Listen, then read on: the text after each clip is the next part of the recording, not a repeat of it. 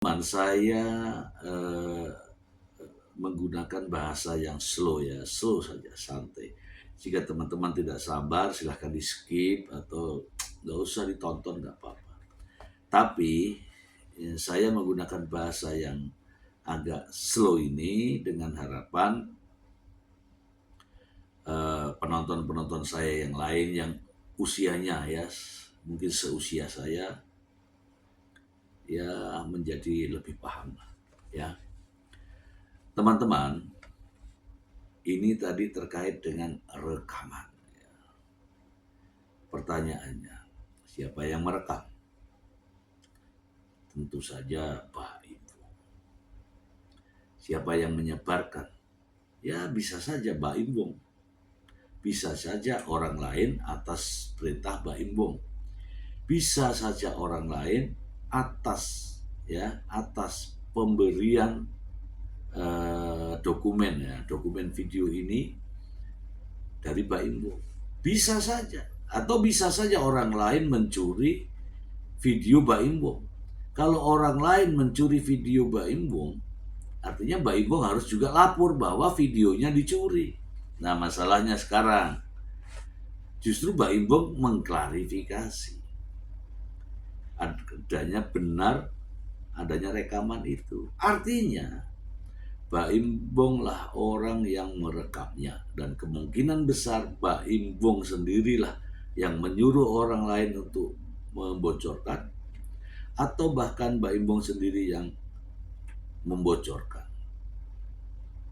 Kemungkinan kecil adalah orang lain mencuri dokumen pribadi Mbak Imbong terkait video ini dan menyebarkan. Kalau begitu, Mbak Imbong harus melapor dong. Ayo, Mbak Im, laporan bahwa rekaman dibocorkan oleh siapa, tidak tahu. Dilaporkan supaya jelas, bukan Mbak Imbong, gitu ya. Nah, ini teman-teman ya, terkait dengan rekaman ini, kalau pihak yang direkam itu tidak mengetahui, bahkan tidak mengizinkan, bahkan kini sudah bocor sampai kemana-mana, itu pelanggaran teman-teman. Itu pelanggaran. Bahkan itu pidana. Ya, itu pidana. Nah ini nanti akan ada persoalan baru. Persoalan baru dan terus memanas jika terus-terusan antara keduanya saling fight. Kenapa? Ya itulah, karena nama Paula Verhoeven sudah direndahkan. Ini akibat negatif dari pihak yang ingin menjatuhkan sejatuh-jatuhnya Paula Verhoeven. Jadi saat ini nama Paula Verhoeven sudah, kasihan deh, namanya buruk, harkat dan martabatnya terinjak-injak. Bagaimana tidak? Tuduhan perselingkuhan yang menurut Paula Verhoeven tidak pernah ia lakukan, divonis hakim cukup bukti atau terbukti. Kemudian dikatakan sebagai istri nujus, istri yang durhaka. Sementara Paula Verhoeven tidak pernah melakukannya.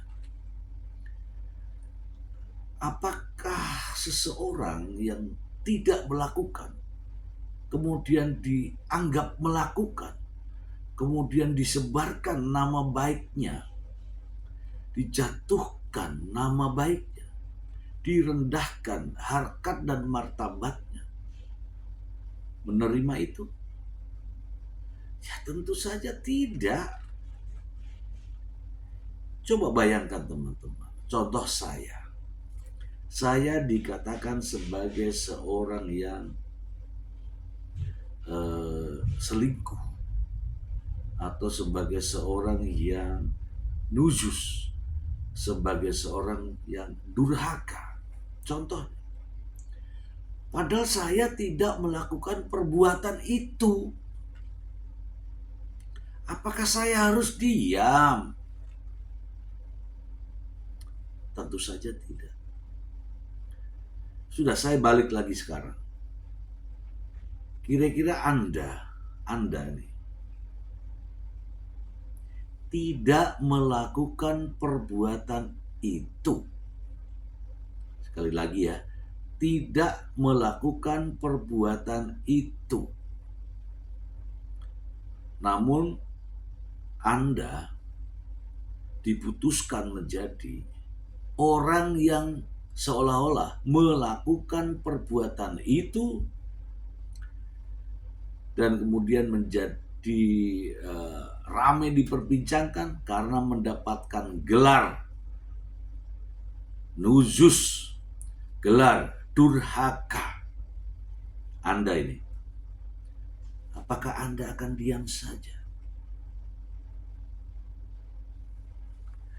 Tentu saja tidak.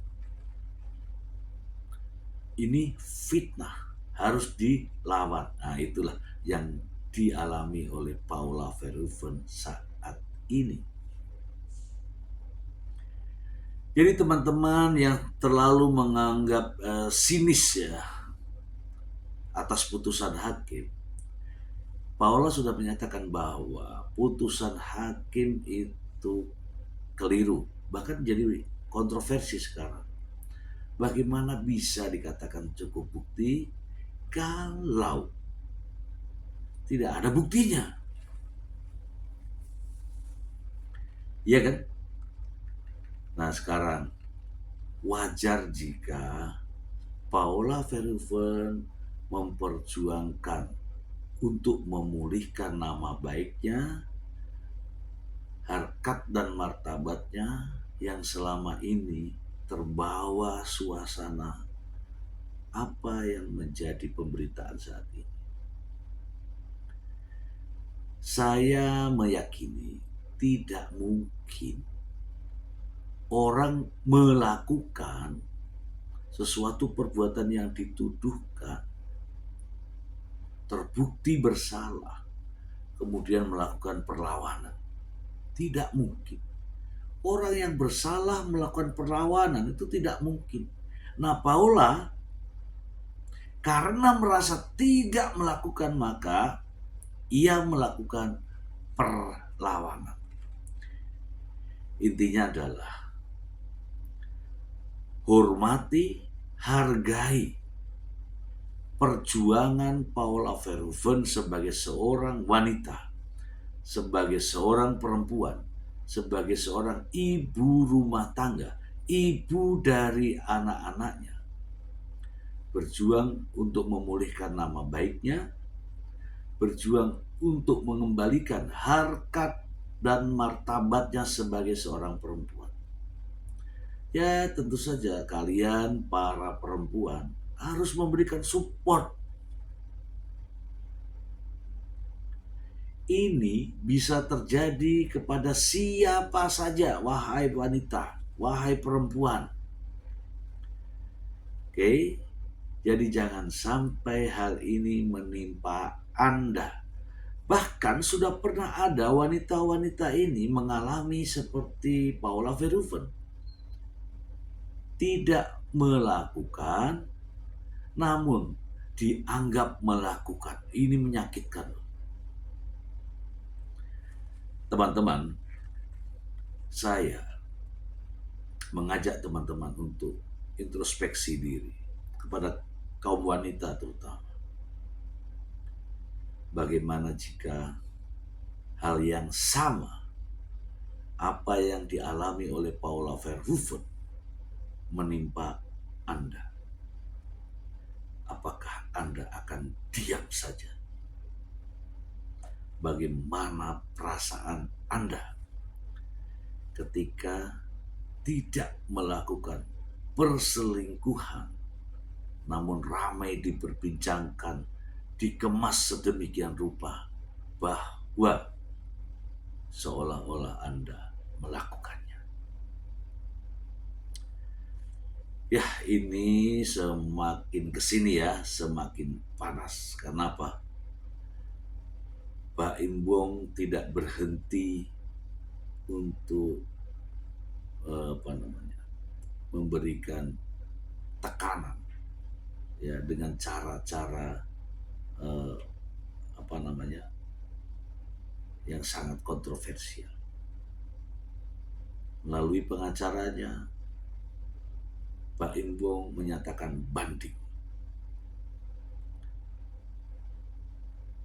Gimana? Istrinya banding, suaminya banding.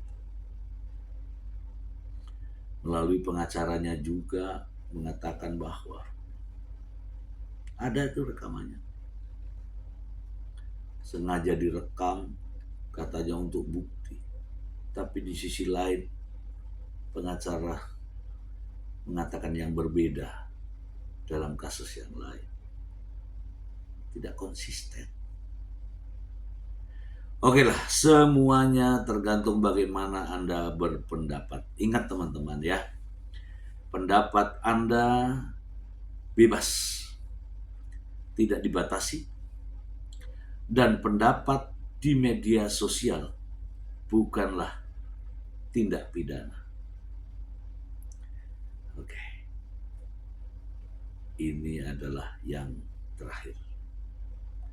Saya dimanapun, kapanpun akan memberikan support kepada Paula Verhoeven.